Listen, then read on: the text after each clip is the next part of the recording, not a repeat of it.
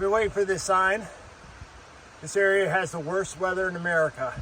Many have died there from exposure even in the summer. Turn back now if the weather is bad. Welcome to the Alpine Zone. Good morning. It is 10 minutes to 2 in the morning, and I'm getting ready to start my hike of the Presidential Traverse. If you watched yesterday's video, we did a test hike at Mount Jackson and Mount Webster to test out the legs, and we are currently parked at the Valleyway Trailhead and Appalachia parking area. So it's going to be a big day. I've never done a night hike, much less an early morning hike, but in order to get in and get up in time, we have to get up early. So we got some oatmeal for breakfast, a banana, a little bit of coffee, and we got everything packed last night, so it should be a good day.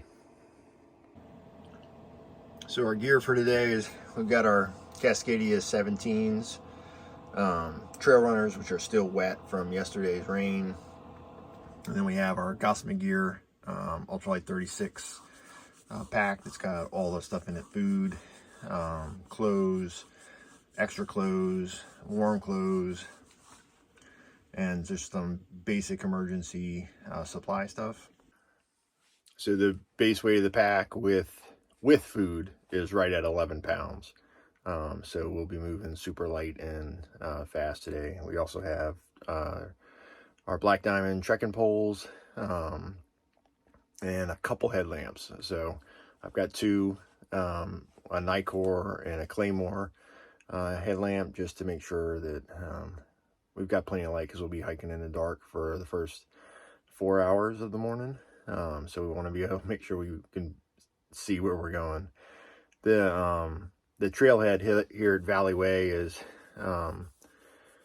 is it's pretty straightforward, but there's like, I think 10 or 12 trails that intersect Valleyway as we head up toward Mount Madison. So we just have to be kind of vigilant about where we go. It's supposed to be marked well, but we'll see how that goes.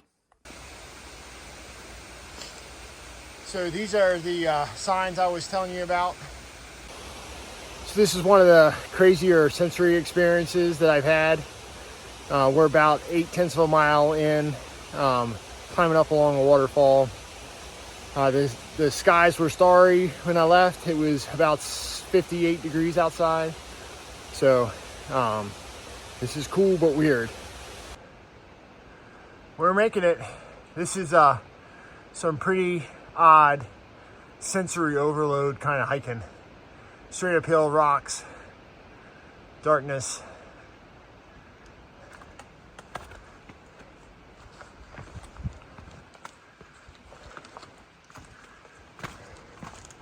It's hard enough the way that it is, much less having to do it in the dark. We've been waiting for this sign. This area has the worst weather in America. Many have died there from exposure even in the summer. Turn back now if the weather is bad. Welcome to the Alpine Zone. We're at 4,600 feet. Really close.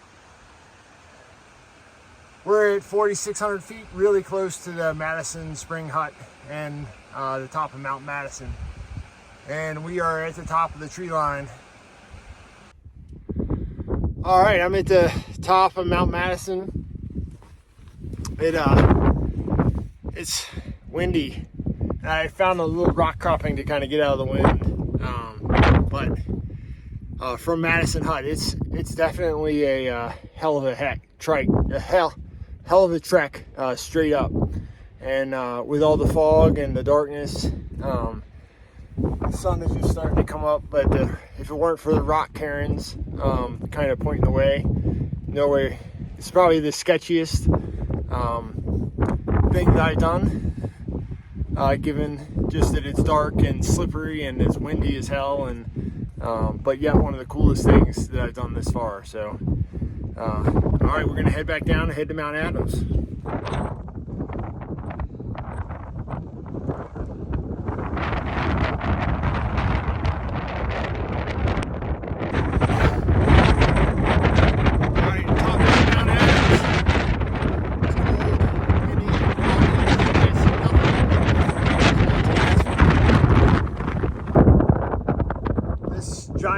Sharon is like the crossroads as we make our way off of Mount Adams and make our way toward Mount Washington.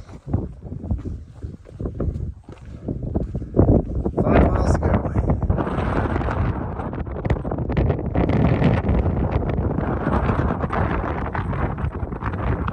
All I know is Mount Jefferson. We're socked in with this fog. It's cold and the wind's blowing. 50-mile-an-hour gusts that way all morning, so hopefully it's better. Everything's slippery.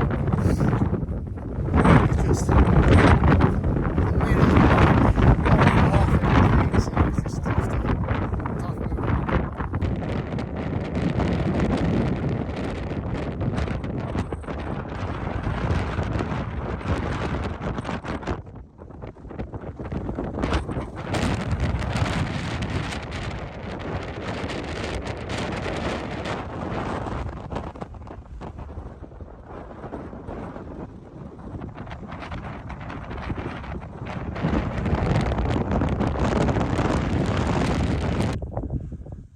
All right, this is the summit of Mount Clay. Still foggy. The wind seems to have died some. So that was good. I found a nice spot to stop and eat lunch. So on to Mount Washington. They said when you show up there, it was like 34, blowing 60 miles an hour. So it's going to be a tough summit, but we'll make it. You can just make out the railway section for the Cog Railway right there. So we've got 600 feet to the top, and it's fog.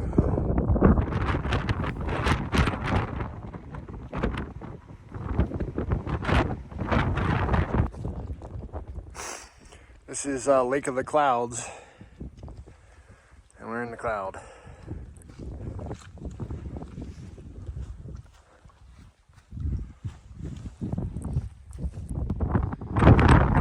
Mountain review, and you guessed it, still windy, foggy, cold. It was sleeting just a few minutes ago, so 2 more left. Mount Franklin, again, nothing.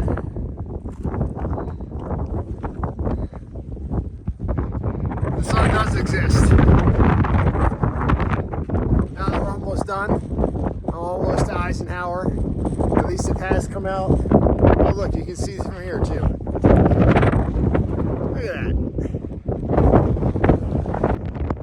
This is the kind of view that we're supposed to have on the mountains we're supposed to be climbing.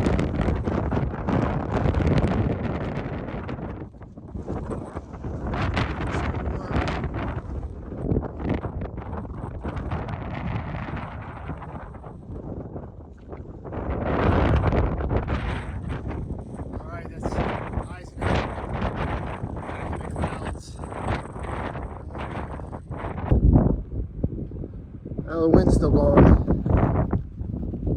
but at least we got kind of a view for a minute. So this is Mount Pierce. This is my last one, so I'm headed back down to catch my shuttle. Well, all finished. That was a day. Crazy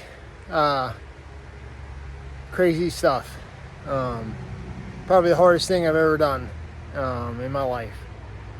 So, and I didn't get any views, and you know, that's the sad thing, is that the whole thing was shrouded in fog, and so I'm gonna get back to the van, and I'll give you an update, kind of closing out everything for the day.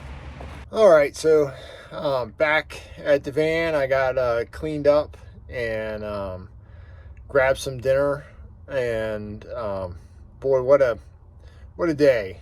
You know, I think that on the positive side, I accomplished everything that I was looking for, which was to complete the Presidential Traverse, hit all of the summits, and do it all in one day, and make my shuttle, which I did.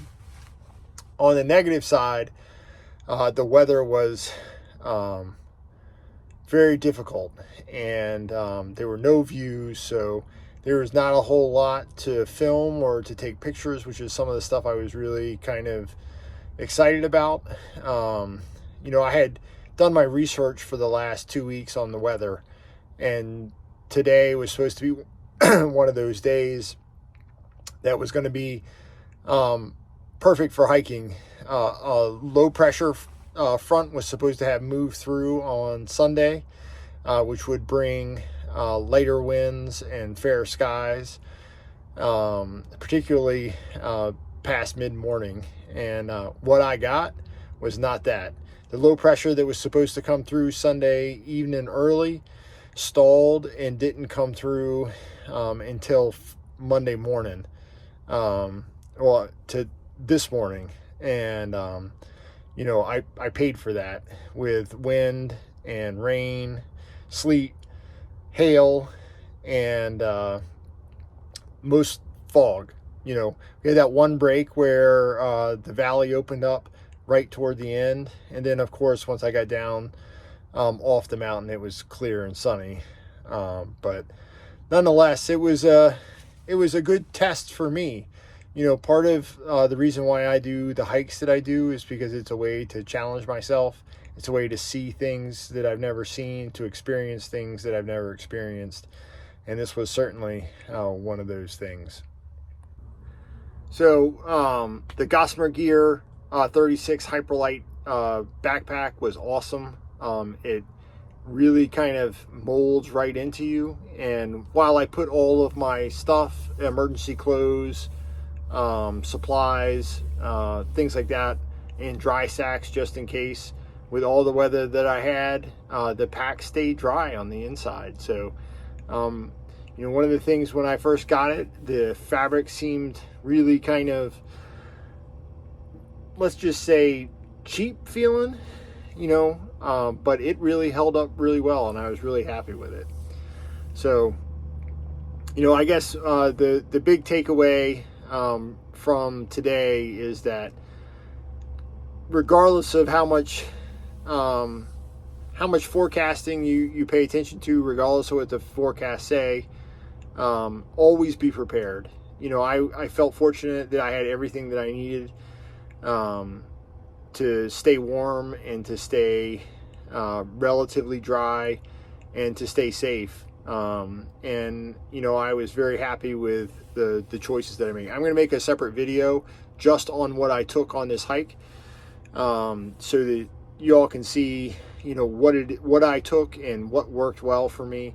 And I really didn't have anything that didn't work well. I felt really prepared, you know, and in the theme of plan to hike, being prepared is really what gets you through tough situations, especially unpredictable ones when the weather can change on you. And when you're up above tree line like I was, bad weather can get you in a bad spot, and there's no way out. So to stay safe, you got to be prepared, and fortunately I feel like I was. Obviously I was able to finish and finish strong, and in fact I finished about 30 minutes earlier than I thought I was going to, based off all the planning that I did. So anyway, I hope you guys enjoyed the video. Give me a thumbs up, leave me a comment, and we'll see you next time.